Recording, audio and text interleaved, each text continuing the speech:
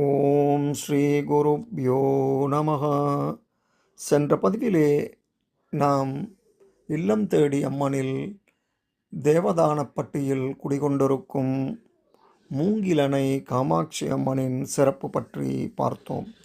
அதன் தொடர்ச்சியை இன்றும் பார்க்க இருக்கிறோம். வாருங்கள். அம்மன் வாக்குப்படியே அனைத்தும் நடந்தன. மூங்கில் பெட்டியிலிருந்த அம்மனை காமாட்சி என்ற ஒரு வகை புல்லால் வேயப்பட்ட குச்சு வீட்டில் வைத்து வழிபட்டனர். மூங்கில் புதர்களில் அணைத்து நின்றதால் அது முதல் அன்னை மூங்கிலணை காமாட்சி என்று அழைக்கப்பட்டாள். பெட்டியை தூக்கிய இடையனுக்கு பார்வை கிடைத்தது. மகிழ்ச்சியில் திளைத்த மக்கள் பழம், பூ, தேங்காய் என எதையும் உரிக்காமல் வைத்து பூஜை செய்தனர். இதையே இன்று வரை வழக்கமாக கொண்டுள்ளனர் அவர்கள். இக்கோயிலுக்கு பூஜை செய்யும் பணி மலை மீது குடியிருக்கும் மண்ணாடியார்கள் வசம் ஒப்படைக்கப்பட்டுள்ளது.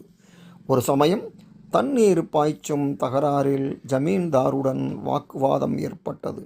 மண்ணாடியார் கோபத்தில் ஆலய கதவை பூட்டிவிட்டு இதை யாரும் திறக்கக்கூடாது என்று கூறி சென்று விட்டார். அது முதல் கதவு திறக்கப்படாமல் பூட்டிய கதவிற்கே பூஜைகள் நடைபெறுகின்றன. ஆண்டுதோறும் தை மாதம் ரதசப்தமி என்று ஜமீன் பூசாரி நாயக்கர் பரம்பரையில் வந்த தம் பக்தையான ஜமீன் மனைவியான காமாக்காலுக்கு திவசம் தரப்பட்டு அன்றே பிரம்மோற்சவ முகூர்த்தக்கால் நடப்படுகிறது.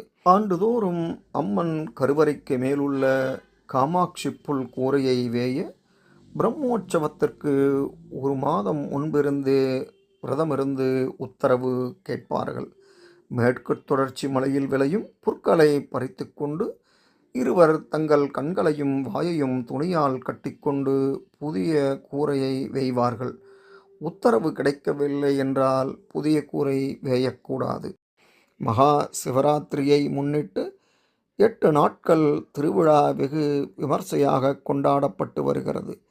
மகா சிவராத்திரி விழாவின் போது பல்வேறு பகுதிகளிலிருந்து சிறப்பு பேருந்துகள் இயக்கப்படுகின்றன.